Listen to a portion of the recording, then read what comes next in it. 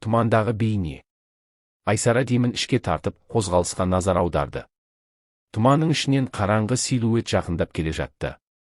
Бұл тіршілік иесі ме, әлде жаңа кеңістіктің оптикалық иллюзиясы ма? Айсара бір қадам артқа шегінді. Қолындағы анализатор белгісіз сигналдарды тіркеп, әлсіз қызыл жарық жыпылықтай бастады. Бұл электромагниттік сәулеленудің өте төмен жиілігі еді. Табиғатта мұндай толқындар кездеспейді. Кенет тұман сейіліп, силуэттің пішіні анық көрінді. Бұл адам болатын. Және ол Айсараның өзін елестететіндей көрінді. Елеспе, әлде? Сен кімсің?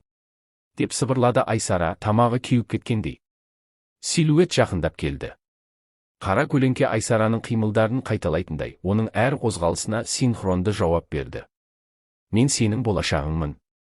Дауыс қайтадан шықты. Бұл оның өз дауысы еді. Айсараның ойы бытырап кетті. Бұл мүмкін емес. Физикалық заңдар адамның өткенін немесе болашағын нақты көшірме ретінде қайта жасай алмайды. Мұндай нәрсе шындыққа жанаспайды. Деп күбірледі ол. Сен бұны түсінбейінше бұл жерден шыға алмайсың. Ғылыми түсінік. Айсараның санасына бірден теориялар келе бастады. Бір, кванттық суперпозиция. Егер бұл кеңістік бір мезетте бірнеше уақыт шкалаларын ұстап тұратын болса, онда өткен, қазіргі және болашақ бір нүктеде тоғысуы мүмкін. 2. Голографиялық принцип. Бұл жерде уақыттың өзі голограмма ретінде сақталып, адаммен тікелей байланыс орнатуы мүмкін. 3. Көпәлемдік интерпретация. Егер бұл шын мәнінде параллель кеңістік болса, Айсараның алдында тұрған өзі басқа нұсқадағы болашақтан келуі мүмкін. Кілтті шындық. Бұл қандай жер? Деп сұрады Айсара қаттырақ дауыспен. Бұл уақыт пен кеңістік арасындағы өтпелі аймақ. Адамзат бұл технологияны әлі толық түсінген жоқ. Бірақ сендер оны кездейсоқ іске қостыңдар. Айсара есіне түсірді. Зертхананың құпия бөлмесі, онда белгісіз таңбалар мен ескі құрылғы табылды.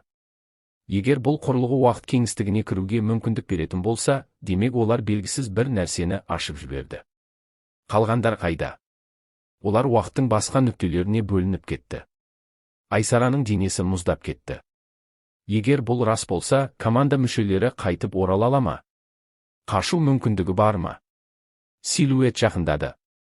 Оның көзі түсініксіз түрде жарқырап тұрды. Шешім қабылдайтын уақыт келді, Айсара. Қандай шешім? Егер сен бұл кеңістіктен шығуды қаласаң, құрылғына қайта іске қосуың керек. Бірақ бір нәрсені ұмытпа, өткенді өзгерту мүмкін емес, тек болашақты қалыптастыра аласың. Айсара терең дем алды.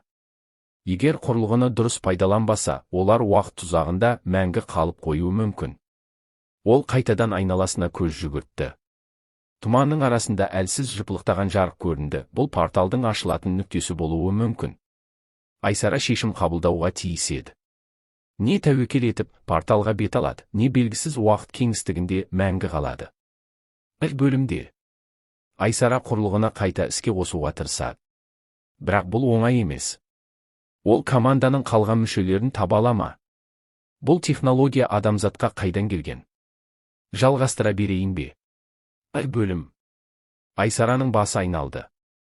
Бір бөлмеден өтсе де, команда мүшелері қалай әртүрлі кеңістікке бөлініп кетті. Бұл қалай мүмкін? Деп ойлады ол. Физика заңдары бұлай жұмыс істемейді. Оның қолындағы анализатор әлсіз сигналдарды тіркеп тұрды. Бір қызығы, сигналдар әртүрлі бағыттан келіп жатты. Бұл нені білдіреді? Команда қайда кетті? Айсара анализатордың экранына қарады. Қызыл, көк, жасыл және ақ нүктелер, олардың әрқайсысы бір адамды білдіретіндей. Бір қызыл нүкте, асхат, сигнал тым әлсіз. Ол алыстап барады ма? 2 көк нүкте сәуле, оның сигналы тұрақсыз. Бірде бар, бірде жоқ. 3 жасыл нүкте Данияр белсенді, бұл жақсы белгі. 4 ақ нүкте Бекзат, бірақ оның сигналы тіпті жоқ болып кетті. Неге олар бөлінді? Айсара логикаға сүйенді. Егер олар бірге порталдан өткен болса, неге әртүрлі бағытқа шашырап кетті? Гипотеза 1, әрқайсысы өз уақыт өлшеміне түсті. Егер портал тұрақсыз болса, ол адамдарды кездейсоқ кеңістіктерге таратып жіберуі мүмкін. Гипотеза 2, олардың әрқайсысы өз тағдырларына байланысты бағыт алды. Егер бұл құрылғы сананы да ескеретін болса, онда олар ойларына қарай бөлінуі мүмкін. Гипотеза 3. Кеңістік толқындары оларды түрлі координаталарға шашыратып жіберді. Бұл жағдайда олар бірдей жерде болғанымен, әртүрлі уақыт қабаттарында болуы мүмкін. Бірінші сигнал Данияр. Айсара ең тұрақты сигналға қарай жүрді. Айнала тұманды, тыныштық тым қою. Бірнеше минут өткен соң алда көлеңке көрінді. Данияр, деп дауыстады ол. Қараңғы силуэт бұрылды. Бұл Данияр еді, бірақ оның түрінде бір түрлі өзгеріс бар. Айсара. Оның дауысы әлі де өзінікі, бірақ шаршаған әлсіз. Айсара жақындап келді. Даниярдың жүзі аздап бұлыңғыр көрінді. Сен нақтысың ба?